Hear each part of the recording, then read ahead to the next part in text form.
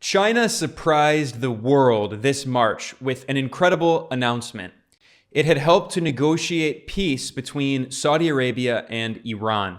These are two countries in West Asia, the so-called Middle East, that did not even have formal diplomatic relations for 7 years. They were basically at war with each other, and the United States had been pressuring Saudi Arabia to join it in its so-called maximum pressure campaign against Iran, which really amounts to a kind of hybrid war or unconventional war against Iran. Now, Saudi Arabia and Iran have signed peace talks, and China is talking about further helping to integrate Asia and especially working toward increasing their economic ties. And today I'm going to talk about how this can be a geopolitical game changer. And not only in terms of helping to bring peace to West Asia, the so-called Middle East, which is a region that has suffered from constant US wars and destabilization and intervention. But even more significantly, in my view, is what this means for oil and specifically the petrodollar. Since the 1970s, the vast majority of oil in the global market has been sold in US dollars. And this has been one of the ways in which the US has been able to maintain the hegemony of the US dollar after removing its links to gold in 1971 with the Richard Nixon shock. And the way that the US pressured Saudi Arabia to sell oil around the world in dollars was a way that the US could maintain economic hegemony. But now we've seen that China, Iran, and Saudi Arabia are all countries that have talked about selling oil in other currencies, not only the Chinese currency, the renminbi, but other currencies as a way of challenging the hegemony of the US dollar and US economic imperialism. Now, in addition to the massive economic repercussions of this deal, we can also see that this is part of the global drive toward multipolarity. And of course, China is one of the founding members of the BRICS system, that is Brazil, Russia, India, China, South Africa. And both Iran and Saudi Arabia have formally applied to join the BRICS bloc. That means that now that Iran and Saudi Arabia have formal diplomatic relations, I don't expect them to be friends with each other, but as long as they're not at war with each other, this means that they can be integrated into the BRICS. The BRICS bloc can be expanded. Iran has already become a member of the Shanghai Cooperation Organization as well. This includes China, Russia, India, Pakistan, Central Asian states. It represents more than 40% of the global population and more than 1/3 of the world's GDP. And in addition to Iran joining, Saudi Arabia is an official dialogue partner of the Shanghai Cooperation Organization and has expressed interest in joining as well. So what this all shows is that China is helping to facilitate unity all across Asia. This has sometimes been referred to as Eurasian integration because Russia's involved, but as we see with the proxy war in Ukraine, Russia has been basically kicked out of Europe. So I think it's a much more accurate way of describing it as Asian integration.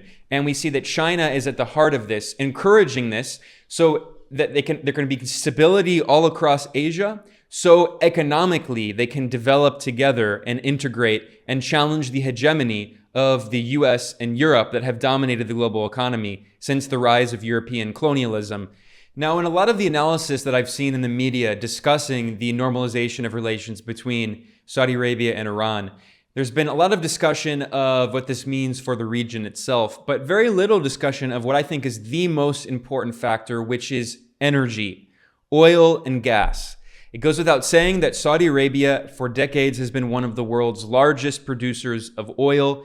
It is consistently among the top 3 largest producers, along with the US and Russia. And Brazil and Iran are also consistently within the top 10 largest producers of oil in the world. Now, Brazil and Russia and China, which is also consistently in the top 10 producers of oil in the world, currently it's number 5. Brazil, Russia, and China are already part of the BRICS system. If Iran and Saudi Arabia also join the BRICS, and Iraq has expressed interest in the BRICS as well, that means that more than half of the top 10 largest oil producers in the world are going to become part of the BRICS bloc.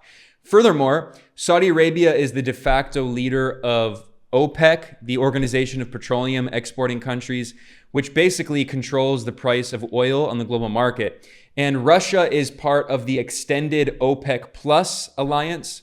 So that means that if Saudi Arabia and Iran can join the BRICS is basically going to become a larger affiliate of OPEC. And that means that the global commodities markets are going to be basically determined by the BRICS system. Because not only are they energy powerhouses, but these are countries that also produce other minerals. In the case of Brazil, Brazil is one of the world's largest producers of iron ore. So we're talking about BRICS becoming the world commodities superpower. And BRICS is already discussing ways to do trade in new currencies. And South Africa has revealed that BRICS is working on creating a new global reserve currency to get off the US dollar. So what this means is that BRICS could very soon be challenging the dollar in global trade and could fundamentally not only unseat the petrodollar itself, but simply the hegemony of the US dollar as the global reserve currency and the currency used in around 80% of international trade. So let's look at the official declaration from the Chinese Ministry of Foreign Affairs. They published a press release on March 10th that announced that the top Chinese diplomat Wang Yi had chaired a meeting in Beijing of peace talks between Saudi Arabia and Iran, and they were successful. Now, this is very important because there had been attempts at holding peace talks between Saudi Arabia and Iran previously in Iraq, and they failed, largely because the US government under Donald Trump murdered the top Iranian official Qasem Soleimani, who had been overseeing those peace talks in Iraq. So those peace talks failed because the US sabotaged them. And these peace talks, sponsored by China in Beijing, in which the US was not even involved in any way, represents this new multipolar world we're in, where the US is no longer the world's global hegemon, where it decides what's going to happen all around the world. China is helping to negotiate peace in West Asia and other regions, and they don't want the US to be meddling and to be involved and destroying and sabotaging these peace processes. Now, if you look at what the Chinese Foreign Ministry said, they made a very important comment that China is a reliable friend of both Saudi Arabia and Iran. That is important because it shows that Saudi Arabia doesn't want to have to choose between one of these two powers. The US was trying to force Iran into the camp of China and Russia and to maintain Saudi Arabia in its camp. The US has been trying to divide up the world into bipolar blocks as part of a new Cold War, forcing countries to pick a side. And Iran, of course, is under illegal US sanctions and has been since the Iranian Revolution in 1979. But Saudi Arabia has historically been a US ally. Yet we see in the past few years that Saudi Arabia has been looking toward the east and is now maintaining basically non-aligned policies, basically as part of the non-aligned movement. Saudi Arabia is balancing the West against the so-called East. And this is yet another example of this. And now China doesn't have to choose one or the other. China can be an ally of both of them. Now, Wang Yi, the top Chinese diplomat, said the improvement of relations between Saudi Arabia and Iran has paved the way for realizing peace and stability in the Middle East. And this is a really important quote. And he's clearly referencing the history of US and European meddling in this region. He says, China supports countries in the Middle East in upholding strategic autonomy, strengthening solidarity and cooperation, getting rid of external interference, and really holding the future of the Middle East in their own hands. So in a diplomatic way, that is China referencing obliquely the very recent history of constant US wars, destabilizing the region, invading countries. The US military is still occupying Syria, the large oil reserves and wheat areas in Syria, preventing the Syrian government from getting revenue from oil that it needs to rebuild the country after a decade of proxy war.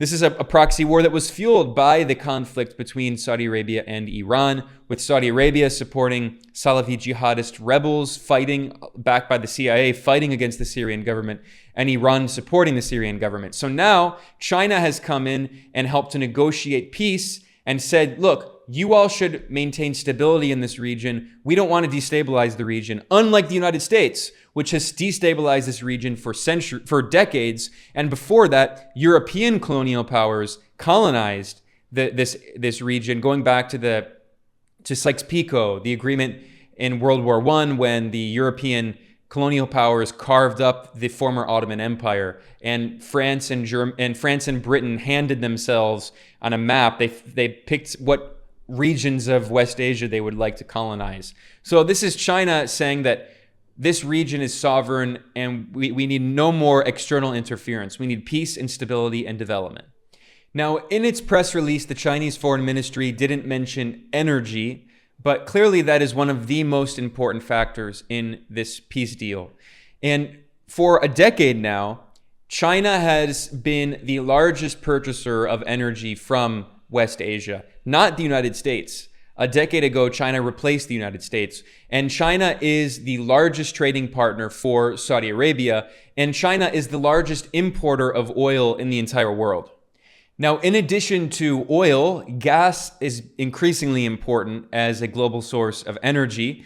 And of course, the Persian Gulf region is one of the world's largest producers of gas. The US is the world's biggest producer of gas, but also Russia is the second biggest and Iran is the third biggest. And China is Iran's largest trading partner, in addition to being Saudi Arabia's largest trading partner.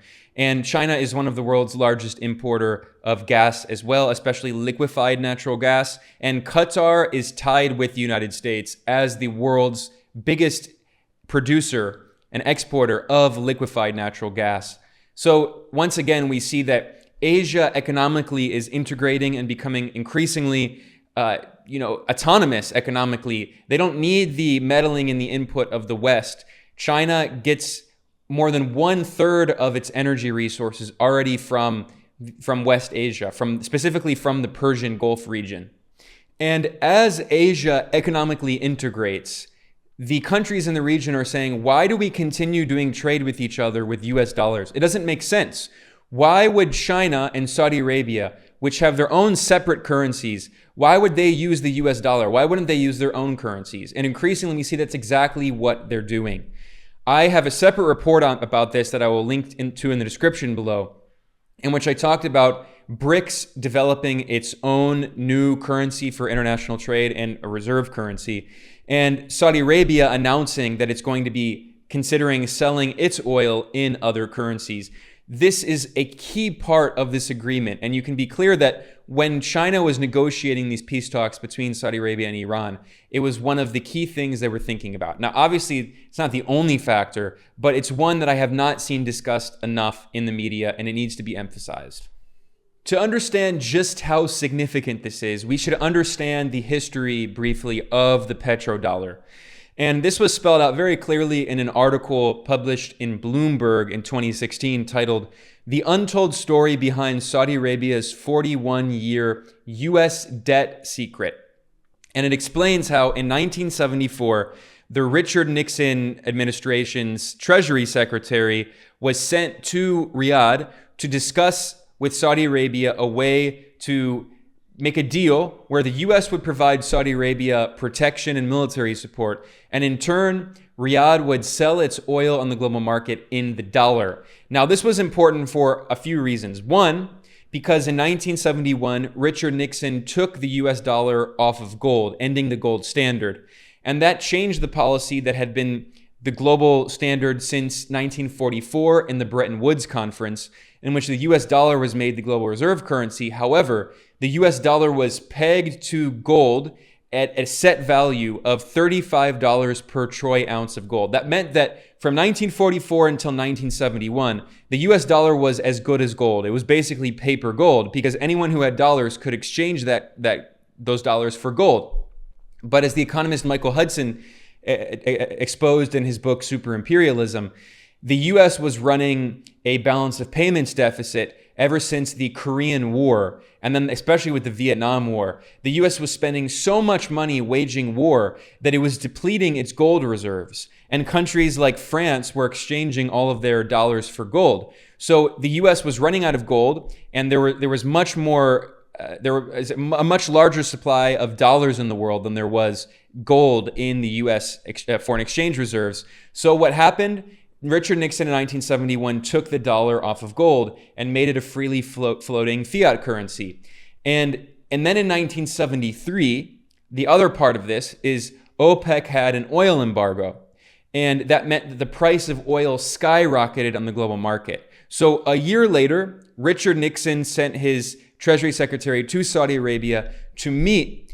And as Bloomberg put it in this historic meeting, the U.S. goal was to neutralize crude oil as an economic weapon and find a way to persuade Saudi Arabia to finance the U.S.'s widening deficit with its newfound petrodollar wealth. Again, that deficit was because of U.S. military spending, because of the empire the U.S. was building around the world. And Saudi Arabia became a critical player in helping to maintain the hegemony of the U.S. dollar and global demand for the US dollar, which was a way of preventing the dollar from devaluing, despite the fact that the US had this massive current account deficit, meaning the US had a massive trade deficit. It was importing way more than it was exporting to the rest of the world.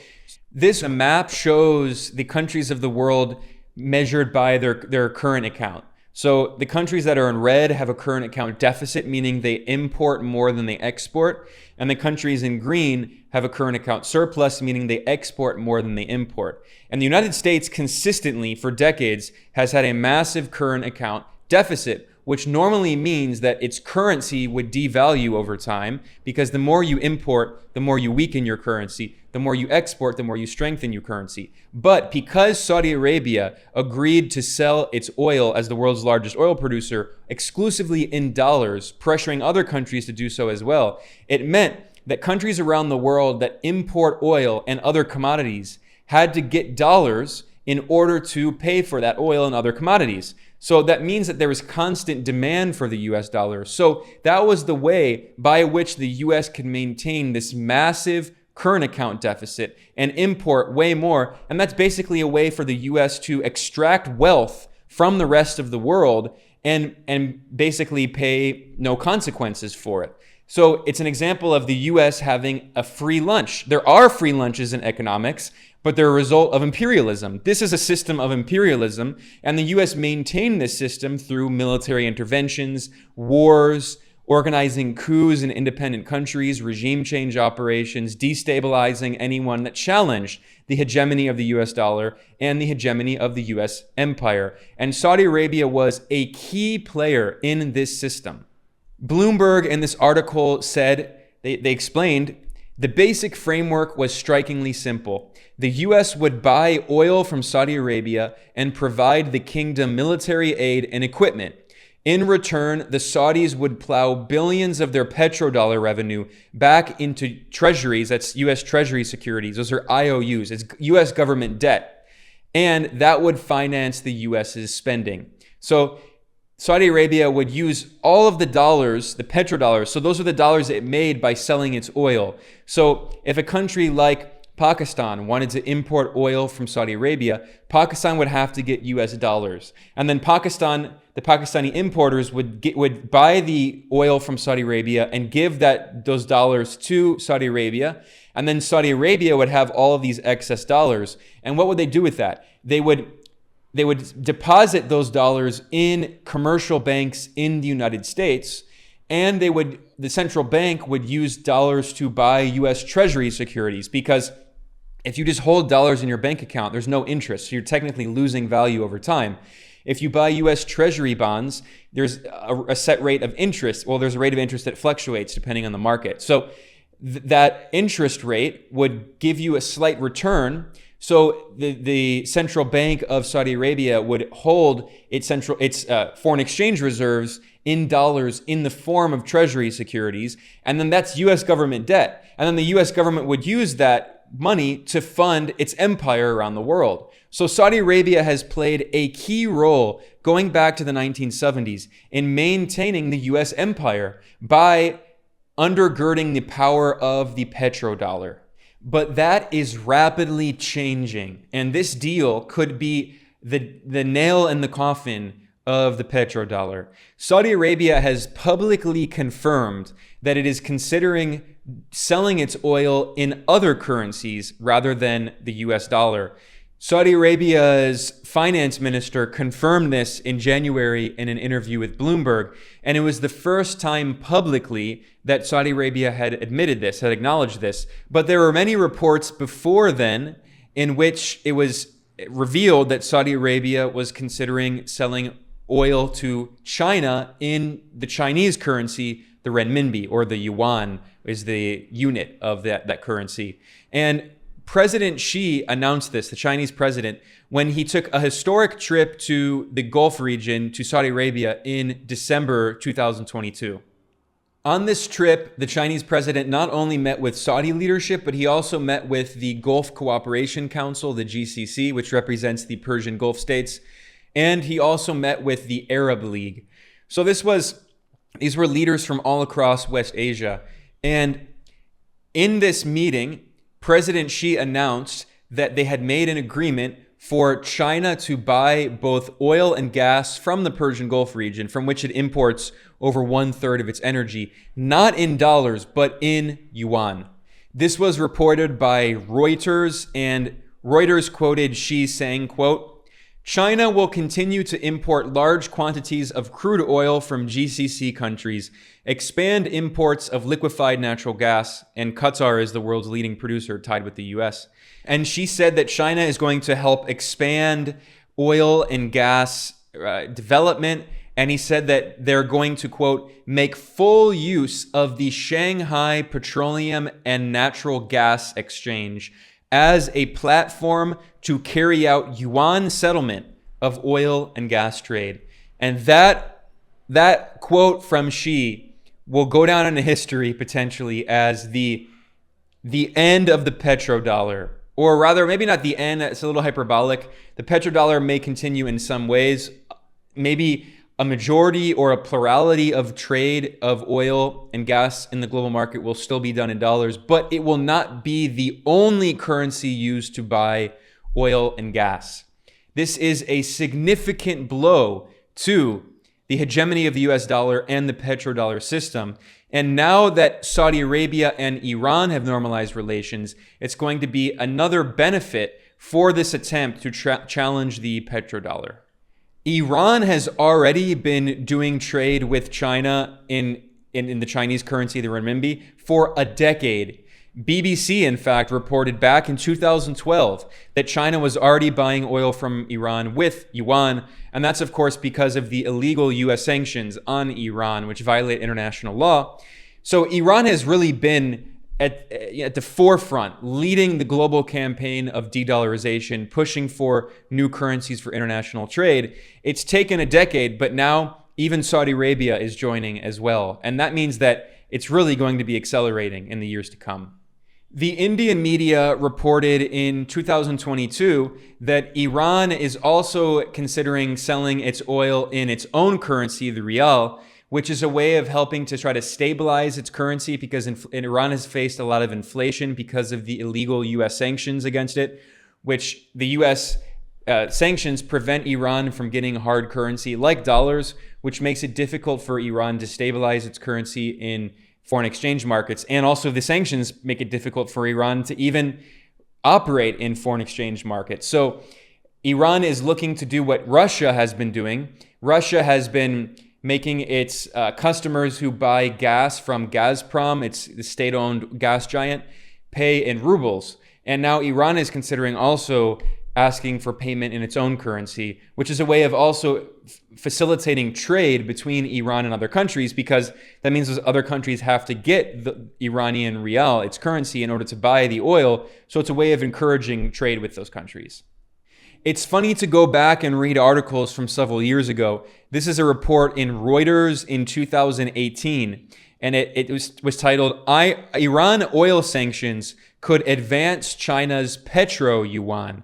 And they note that China is positioned to be a chief beneficiary of the U.S. decision to withdraw from the Iran nuclear deal, as it would give China leverage to demand oil imports be priced in yuan. Now, of course, Reuters has been historically funded by the British government. It's been a Western propaganda mouthpiece, so they portray China in a very uncharitable light.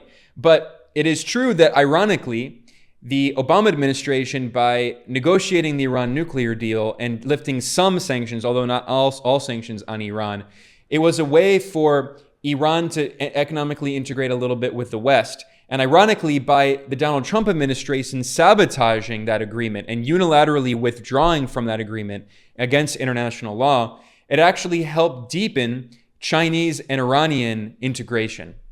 We saw this alliance reach a whole new stage in 2021 when China and Iran signed a 25-year strategic agreement estimated at $400 billion.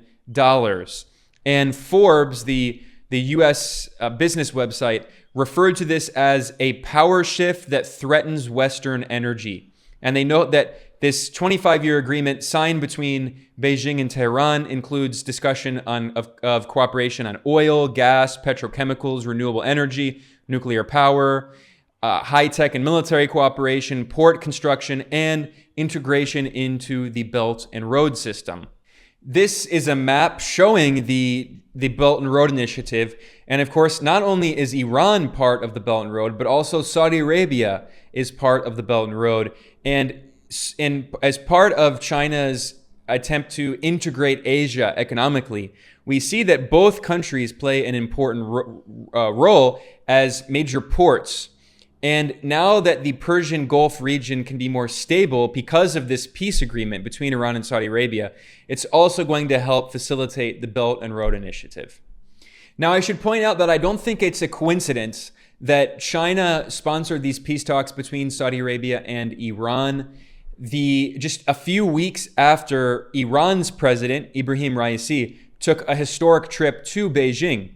In fact, Raisi is the first Iranian leader who has visited China in 20 years. And this February, he met with Chinese President Xi Jinping. And if you go to the readout from the Ministry of Foreign Affairs in China, they say several important things here that reflect China's mentality here, what China was thinking in trying to increase its relations with Iran. China says that it always views and develops relations with Iran from a strategic perspective, and no matter how the international and regional situation changes, China will remain steadfast in developing friendly cooperation with Iran and advancing a China-Iran comprehensive strategic partnership. By the way, that's the language that China also uses to refer to its comprehensive strategic partnership with Russia. So China clearly considers Iran one of its most important allies. And they say here clearly, no matter how the international and regional situation changes. This is a reference to the fact that that China knows that the U.S. has been trying to destabilize Iran and trying to encourage conflict between Iran and other countries in the region. And this is China saying that China doesn't care about U.S. attempts to try to isolate Iran and turn other countries in the region against Iran. China says, no, Iran is part of this region and it's an important ally of ours. Furthermore, Xi Jinping emphasized that China supports Iran in safeguarding its sovereignty, independence, territorial integrity, and national dignity. So that's China once again challenging the attempts by not only the U.S., but also by Israel to wage war on Iran, to violate Iran's sovereignty and independence. And China said that it, quote, supports Iran in resisting unilateralism and bullying, opposes external forces interfering in Iran's internal affairs and undermining its security and stability, and stands ready to continue to work with Iran to firmly support each other on issues concerning their core interests. So this is once again China saying that it opposes the attempt by the US to destabilize Iran and by Israel to destabilize and wage war on Iran. And they talked about increasing their collaboration through a comprehensive cooperation plan in fields like trade, agriculture, industry, infrastructure.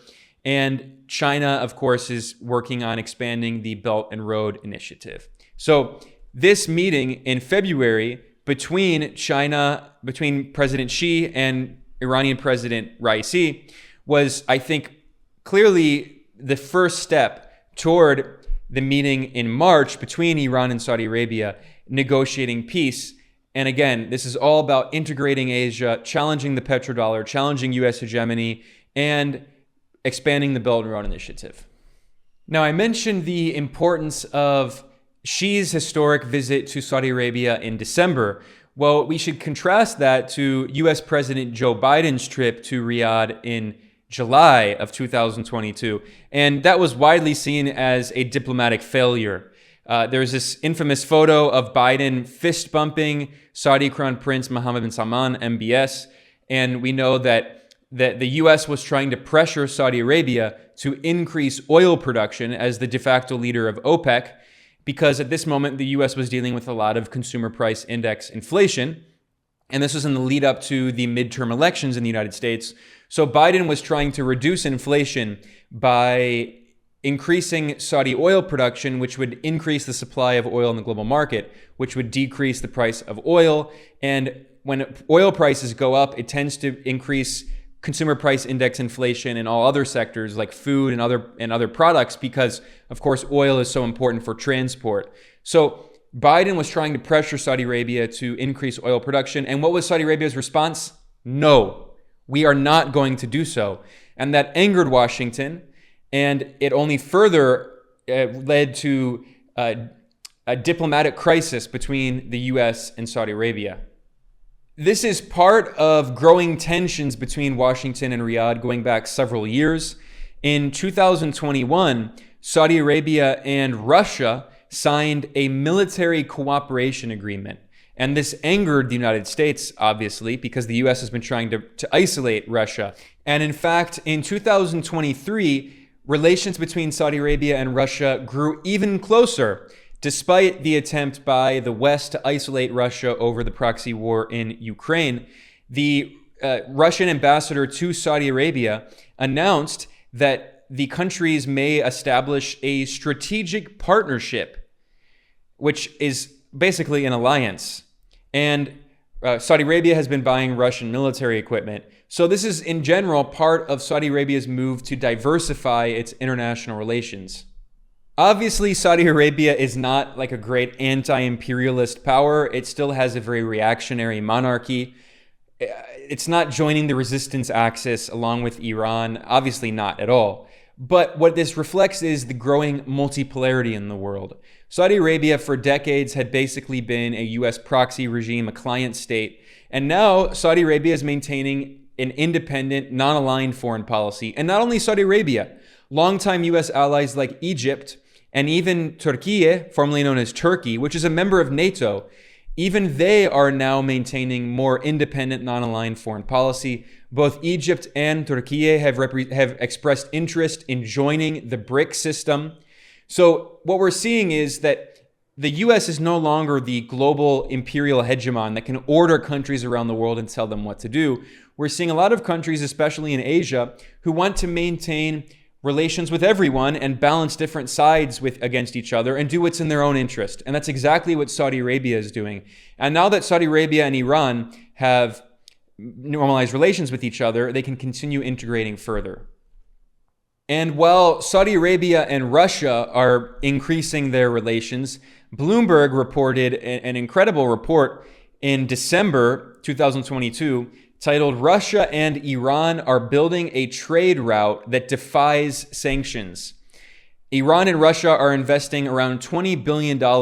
This map shows that India is also a key part of this. Of course, India is part of the BRIC system along with Russia and China, and Iran has applied to join the BRICS, and Iran is now a member of the Shanghai Cooperation Organization, and India is also a member of that.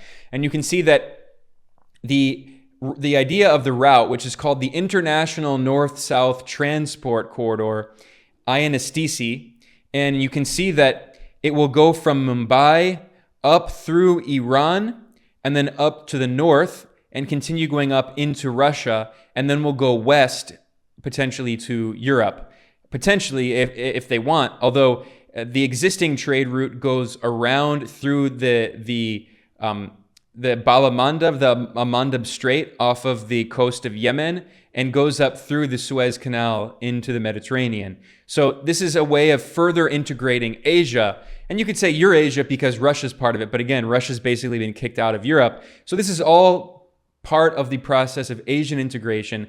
And now that Saudi Arabia and Iran have normalized relations, it's just going to further provide more momentum for the process of Asian integration. This also comes at a time when Iran and Russia are integrating their financial systems. In fact, in January, the Iranian central bank announced that Iran and Russia had signed a deal to connect their national interbank communication and transfer systems to help boost trade and ease two-way bank transactions. 52 Iranian bank branches are involved, and they're going to be using Iran's local payment system, which is called SEPAM, SEPAM, and that they're going to integrate with 106 banks using Russia's system, which is the SPFS. And these are alternatives to the SWIFT system. The SWIFT system is the Belgium-based, US-dominated global interbank messaging system that the US has used as basically as a financial weapon. So anytime that a country does something that the US doesn't like, the US reserves the so-called right, even though it's against international law, to kick out countries with these illegal sanctions. The US kicked Iran out, the US kicked Venezuela out of SWIFT, and recently the US kicked several Russian banks out of the SWIFT system. So we see that Russia and Iran are integrating economically, they're integrating their financial systems, and at the same time, China and Russia are also economically integrating. They're doing trade with each other in their currencies, and the Chinese and Russian financial systems, bank systems, financial messaging systems are integrating as well. So this is all part of the project of Asian economic integration, challenging Western hegemony. Finally, I want to conclude this analysis addressing the stark difference in the way that China has dealt with this and the way that the US has dealt with the same issue of conflict between Saudi Arabia and Iran. I want to highlight this fact again. I need to really emphasize this, that the US government, the Donald Trump administration, murdered the top Iranian official Qasem Soleimani in January 2020. And when the US killed him, it was with a drone strike. And what was Qasem Soleimani doing in Iraq? He was trying to negotiate peace talks between Iran and Saudi Arabia. This was admitted in mainstream media. This is a report from NPR from January 2020. And it cites the Iraqi Prime Minister, Adel Abdul Mahdi. He told Parliament that he was mediating between Iran and Saudi Arabia. He said Qasem Soleimani had been bringing a message from Iran for the Saudis on the day he was killed in Baghdad. So the US government murdered a top Iranian official in order to prevent peace between Saudi Arabia and Iran. That is the perfect symbol of the difference between the United States and China. The US wants more instability and violence and war, and China is trying to bring about peace and mutually beneficial cooperation. Obviously, China benefits from it as well, but it's based on China's concept of win-win cooperation, as opposed to the US imperialist idea of zero-sum competition where there's one winner and one loser. China says, no, we want a mutually beneficial win-win cooperation. We develop, they develop, we all win. The reason China can do that is because it has a socialist government that's not motivated simply by profit. Its goal is not simply to maximize short-term profit and dividends for shareholders. It is governed by a communist party that is motivated by its own national development project, and they have a larger ideology that is not simply based on extracting value and exploitation and capitalist, theft and profit. So that is the fundamental distinction between the US and China. And we see this so clearly reflected in the response from Washington's closest ally in the region, apartheid Israel. Israel is very angry about this peace agreement between Saudi Arabia and Iran. Israel has been attacking it. The current far-right, extremely far-right Prime Minister Benjamin Netanyahu and also other Israeli politicians have been attacking this because they don't want war. They don't want peace. They want war. They want instability. They don't want stability in the region. Israel wants war with Iran. And now that Iran and Saudi Arabia have normalized relations, this also throws a huge wrench into the gears of the U.S. strategy to try to control the region.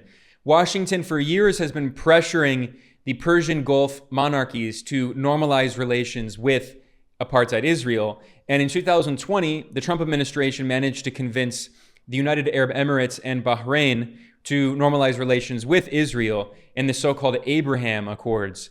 So the attempt was to unite the Arab states against Iran using sectarian ideology and supporting Salafi jihadist extremist groups to try to attack Shia, demonizing Shia. There was all this propaganda.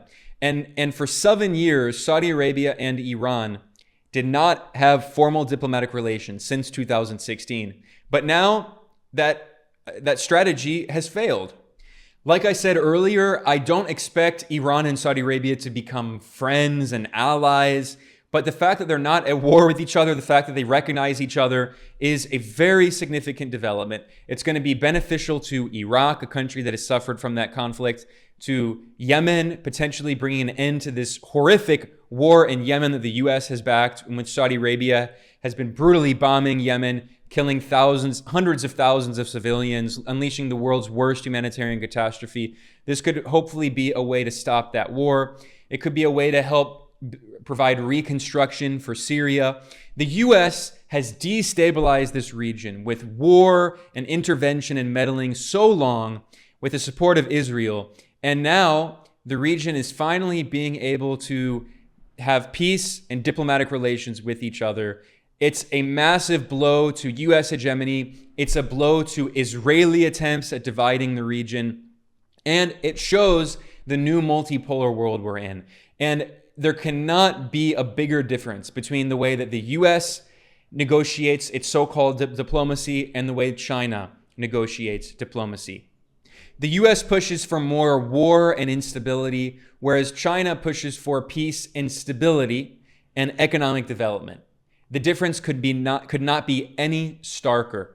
And I will conclude saying that I think this truly is a geopolitical game changer, not only in terms of the politics, but especially the economics of the region and the world. It is yet another blow to the petrodollar, to U.S. dollar hegemony, to U.S. imperialism, and it represents another step in this phase toward building a multipolar world. I am Ben Norton. This is Geopolitical Economy Report. If you like the reporting and analysis that we do here, please consider supporting our work over at geopoliticaleconomy.com/support. And you can become a patron over at patreon.com/geopoliticaleconomy. We are completely independent. We have no big donors and no big institutional support. So any support that you can provide goes a long way. I want to thank everyone for watching or listening. There's always a video version of these episodes and a podcast version if you prefer listening. So thank you for, as always, supporting us, and I'll see you next time.